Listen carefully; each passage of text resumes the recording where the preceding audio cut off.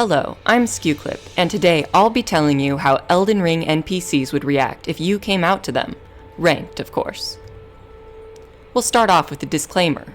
This is completely my opinion.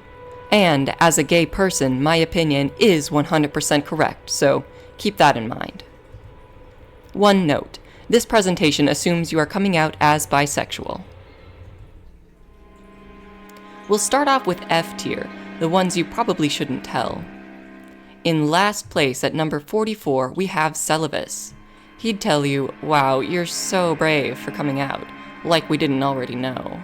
Don't you people have anything better to do than wave your sexuality in people's faces? It's just weird. In other words, the projection is real. At number 43, we've got Witch Hunter Jaren. He'd say, you die. And I mean, why would you tell this guy? He hunts witches. Gay people are next on his hit list. At number 42, we have the Loathsome Dung Eater. He'd say, oh, no problem. Gay, straight, bisexual, I'll defile anybody. He'd probably ask you if you're free next Friday, which, yikes. At number 41, we've got Sir Gideon Ofnir. He'd say, I was hoping you wouldn't bring that up. Of course I already knew, I just don't want to hear about it. Go find another demigod or something. He definitely calls you slurs behind your back. At number 40, we have Edgar. He'd say, leave my castle at once and stay away from my daughter. I won't have you corrupting her. He's just straight up homophobic. Up next, we've got D tier, the ones you avoid telling so you just don't have to deal with it. At number 39, we've got Irina/Hayeta. Irina is homophobic, just like her dad. And Hayeta is a little too into having a gay best friend because she knows it pisses off her dad. Number 38, we've got Shabriri. He'd say, oh, wonderful, wonderful, be gay, do crime, cause chaos. And he's definitely homophobic and thinks gay people are born of the devil and going to plunge society into hell. But he's really into that. At number 37, we've got Vare, who'd tell you, you think that's going to help you get more maidens? Because, spoiler alert, it's not. Twice the dating pool, yet still maidenless. Pathetic. And while he's rude, he's not wrong. Number 36, we've got Kenneth Haidt. He'd tell you, I'll tell you what, because you've served me so faithfully, I won't even tell Gostock about this. He gets points for not being homophobic, but negative points for being pretentious about it. At number 35, we have Gatekeeper Gostock. He'd say, you're what?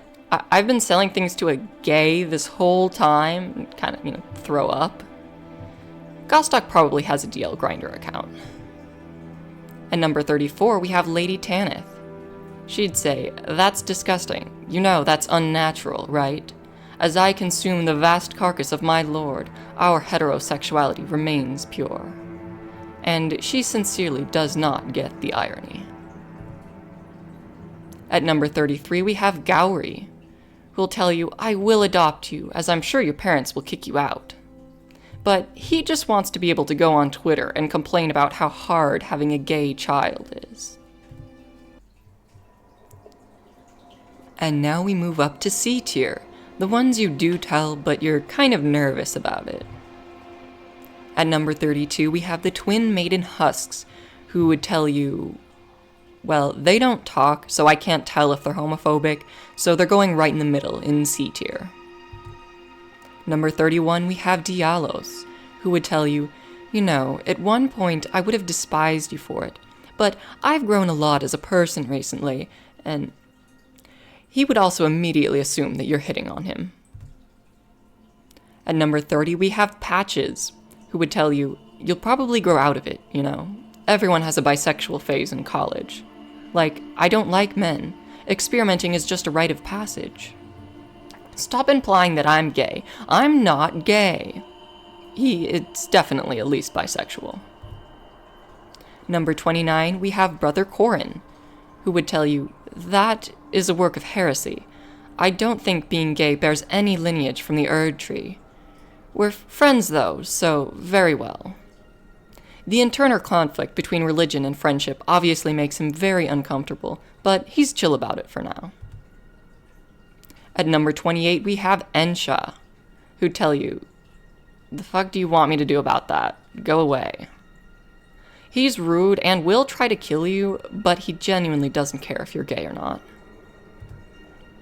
Number 27, we have Bernal, who would say, so that's why you didn't trust the two fingers. Makes sense.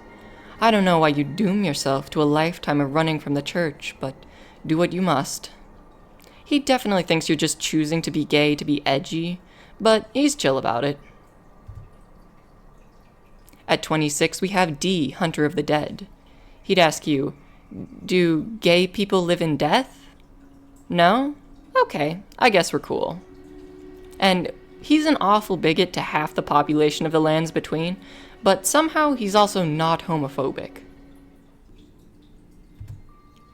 Up next we have B tier, the ones you only tell if it comes up, but you don't really mind. Number 25, we have Sorceress Selin, who'd say, "You just now figured that out? Wow, I guess even the brightest pupils can be incredibly dense sometimes. I, too, am an apostate, so don't worry about it." She's very superior about knowing you were gay before you did, but she's supportive at least. At number 24, we have Finger Reader Enya. She'd say, "Well, I didn't see this one coming, but don't worry, my dear, I'll see it to the end with you, if it please. Now, go forth." And she obviously wishes you'd just be straight, but if you can become Elden Lord, she'll look past it. At number 23, we have Yora.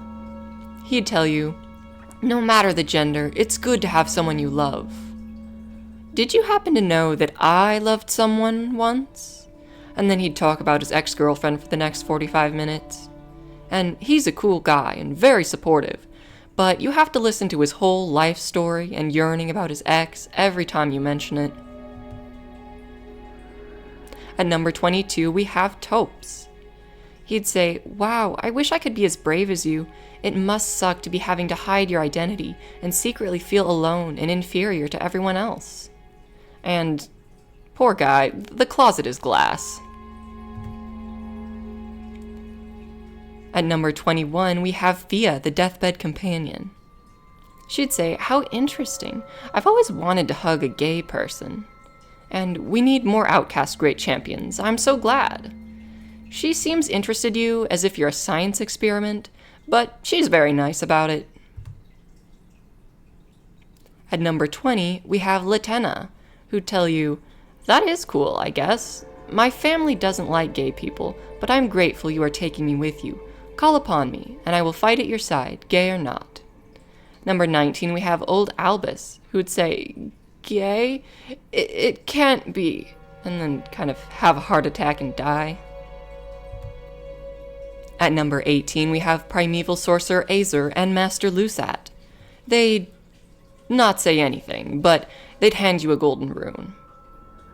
They're gay and dating each other, but they don't want to talk about it with you, so they give you runes in the hopes that you'll go buy some cured meats from the nearest convenience merchant and leave them alone. Up next, we have A tier, the ones you tell right away, because they're cool. At number 17, we have Roderica, who tell you, "You're so brave, I'm so proud of you." It's the most generic line ever, but she actually means it sincerely, so she gets a pass. Number 16, we have Rogier, who will tell you, "How wonderful, I'm bisexual as well. Always good to see you safe." And in that outfit, we could all tell Rogier. Number 15, we have Nefeli Lu. She'd tell you, "I don't label myself, but I suspect we are very similar in that way. It will be good to see some representation on the Elden throne." She's all about protecting the oppressed, so expect to see some progressive legislation in Limgrave soon. At number 14, we have Zarias, or Raya. She'd tell you, "I'm so glad you feel safe enough to confide in me like I did in you. I'm not gay, but you know I've had to hide my identity too." Raya is approximately 1 year away from realizing she's a lesbian. At number 13, we've got Smithing Master Hugh. He'd tell you, no matter, it's all the same, let's get smithing. And he ignores you talking about it, but you can tell he's supportive.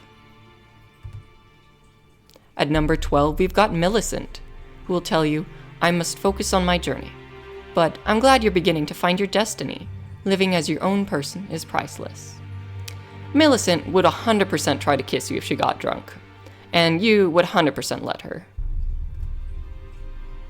At number 11, we've got Gold Mask. He'd say, well, nothing again, but he'd wiggle 2 fingers in the air to indicate that he supports lesbianism.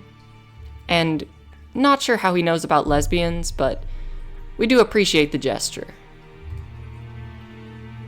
At number 10, we have Melina, who'd tell you, I will accompany you on your journey and help you as I can, regardless of sexuality, but please don't give me TMI details on your hookups with Millicent. And, I mean, fair enough. At 9, we have Ronnie, who would tell you, Art thou jesting? Thou gavest me fine service, I do not care. And she wouldn't marry you if she was homophobic, so we're all good here. And now we have finally arrived at S tier. These ones are the reason you came out of the closet at all. At number 8, we have Muriel, Pastor of Vows. He'd tell you, oh, what have we here? Very well, heresy is not native to the world, it is but a contrivance, and so is homophobia. And he's just genuinely a great guy, very kind, and the least annoying church leader. At number 7, we have Kale, who'd tell you, damn, Blythe was right, I thought for sure he was just imagining it, but nope. Anyways, good to see you again, want to buy anything? And yeah, you knew he'd be cool, but what was that about Blythe? At number 6, we have E.G., who'd say, oh, so that's why Blythe liked you so much, he has the best gator I've ever seen. Any friend of Blythe is a friend of mine, so don't worry, I support you completely. And you kind of can't tell if he's closeted or just a really good ally. But Blythe has a gaydar? At number 5, we have Blythe himself. He'd say, ah yes, I assumed you would tell me when you were ready. Congratulations on coming out, friend. And, I mean, 10 out of 10. Best boy, no notes. At number 4, we have Bach the Seamster. He'd tell you, oh my lord, all those years in the closet and you never learned to fix your clothes. I am truly honored to be your seamster. And that would be really passive-aggressive coming from anyone else, but Bach is so sweet, he gets a pass. At number 3, we have Iron Fist Alexander. He'd tell you, I always knew you were the stuff of champions, straight or gay, and if anyone is rude, I will unflinchingly take them down. And it's normal to have tons of people of different genders inside you. And best pot friend, no contest. He also absolutely does not get the innuendo. At number 2, we have Blackguard Bogart. He'd tell you, I knew someone who had such good taste in crab couldn't have been straight. Welcome to the club, mate. And didn't see that one coming, but probably should have. Also, appreciate the compliment and the crab. And last but certainly not least, at number 1, we have Jarbairn. He'd tell you, I knew statistically at least one of my cousins had to be gay, and I'm glad it was you, cuz... He's probably going to ask you if you have games on your phone next, but he's so cute, you don't even mind. Well, thank you for coming to my TED Talk. Thank you for watching, and I hope you had a good time. If you found this amusing, feel free to like and subscribe, and I hope you have a good day.